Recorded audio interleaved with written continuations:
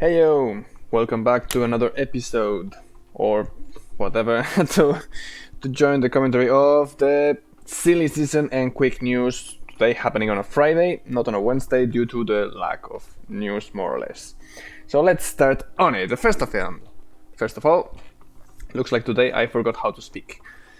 Should the FIA face an investigation? There are some people from the paddock and from outside the paddock, like the media and stuff, questioning the FIA's approach, method, and the result of all the investigation after the Red Bull cost cap breach gate, if you want to call it. As you know, Red Bull has broken the cost cap. They call it a minor break of the cost cap because it's under 5 million, or that's what they said, even though at the beginning they said it was over 7 million. And Aston Martin broke they call it a procedure of the cost cap, which I don't even know if everybody clearly knows. I mean, there are 10 teams and 8 of them were under the cost cap or on the cost cap, and 2 of them are not.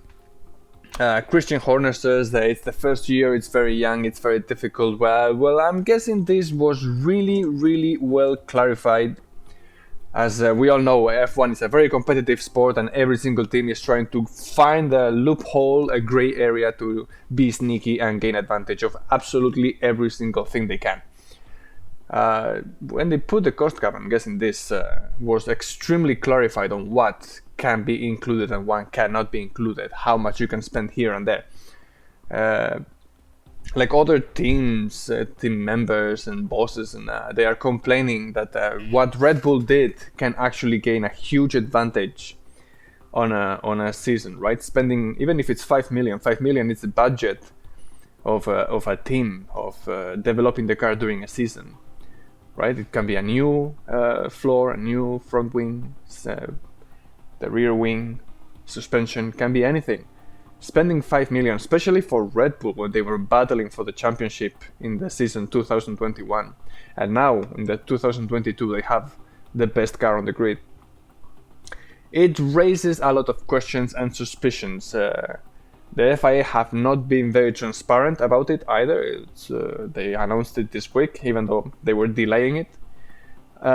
So what is happening there? Is something going under the table? Did Red Bull...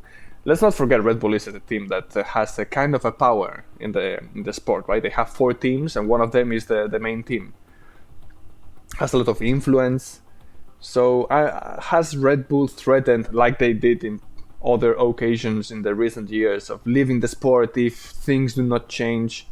Or like in this time perhaps, if they apply some sanctions and take the Verstappen's title away, they will leave the sport because it's not fair.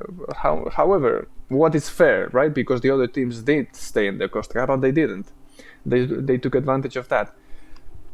Ross Brown in 2019 mentioned in an interview that if the cost cap is given to the FIA to control, then the sanction should be a sport sanction, not like an economic sanction. Should be something that is related to the championship, like taking away the championship if they want it. This is Ross Brown's words in 2019.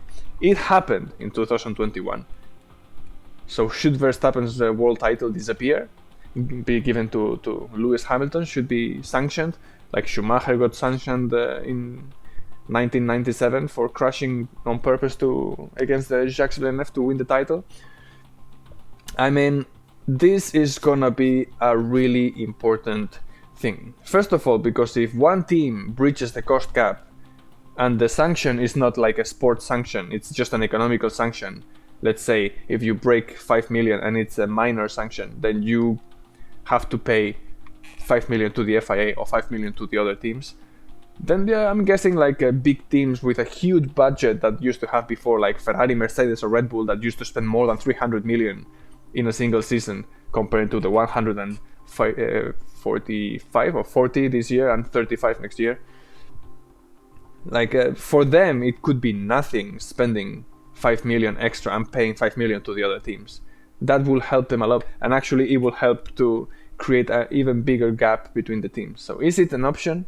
I don't know. So people are starting to wonder if the FIA, who, let's not forget, are taking really bad decisions this year in the sport and outside the sport as well, is more than ever under the question.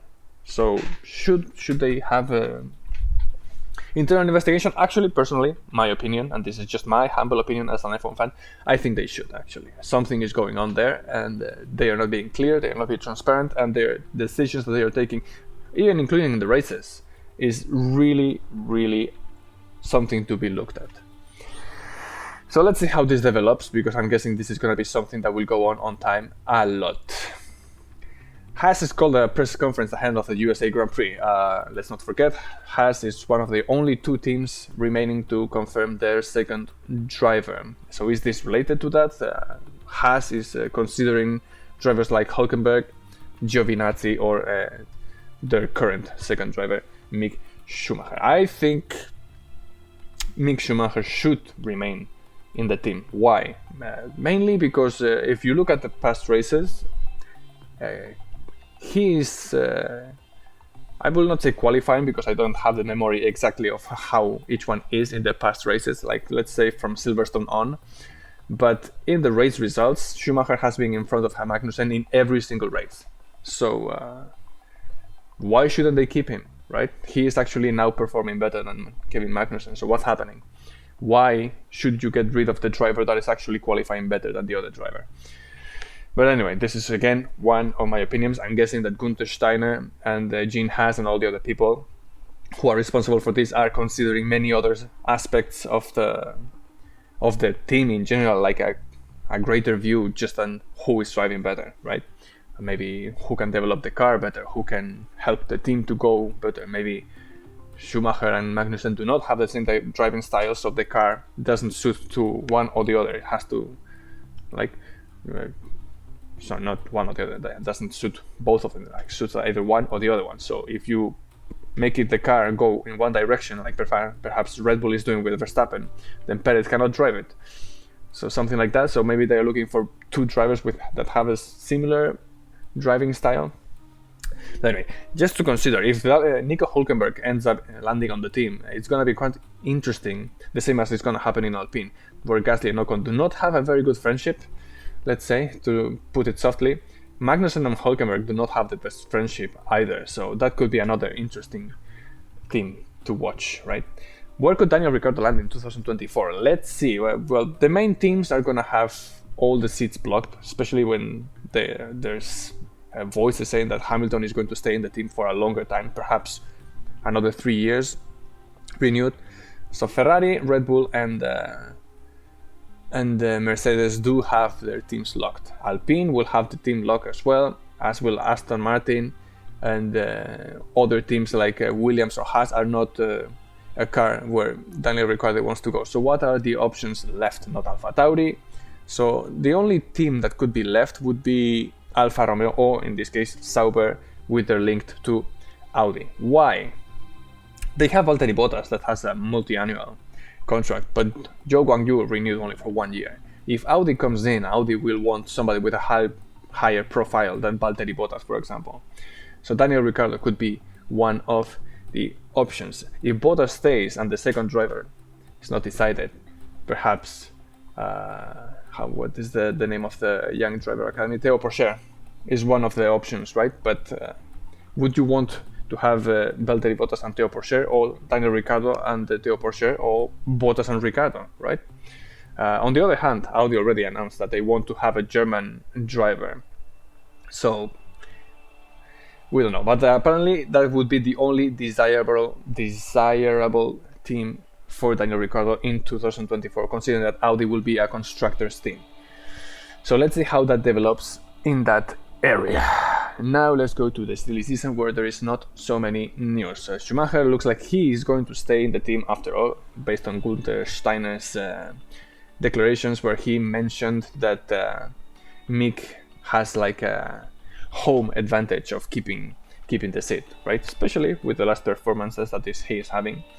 Looks like he is developing as it is expected. Let's not forget that Mick Schumacher is a slow developing driver. So let's see if he will maintain, which looks like he will stay another season in the Haas team. So who will be with Alex Albon? There are also other many names, such as Logan Sargent, which is a Williams driver academy, which also is another name. Jack Doohan, also in F2. But that will depend also in Williams changing the engine supplier from Mercedes to Renault, or Alpine in this case. But anyway.